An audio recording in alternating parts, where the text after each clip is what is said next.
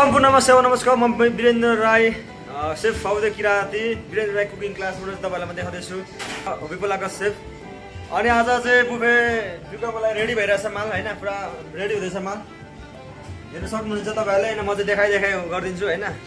अनि अब buffet pickup हुन त रेस्टुरेन्ट जाँदैछ, यो चाहिँ जानु लागेको छ होइन।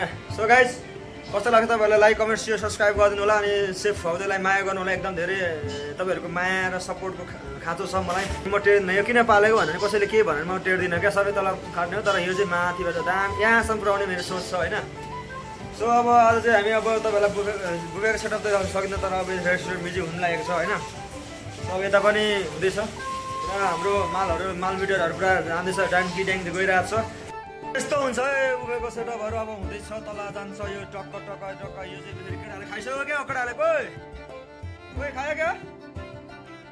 यो चाहिँ हाम्रो म्याङ्गोमाथि चाहिँ ग्रेप्सहरू राखेर मिन्ट्सहरू लगाएर चाहिँ पुरा गरिरहेको छ होइन। चेरीहरू लगाएर पुरा गार्निसिङ गरिरहेको छ। यो चाहिँ हाम्रो पेस्ट्रीलाई चाहिँ पुरा गरिन्छ होइन। अनि त्यो गऱ्यो त्यसपछि यो हाम्रो केक,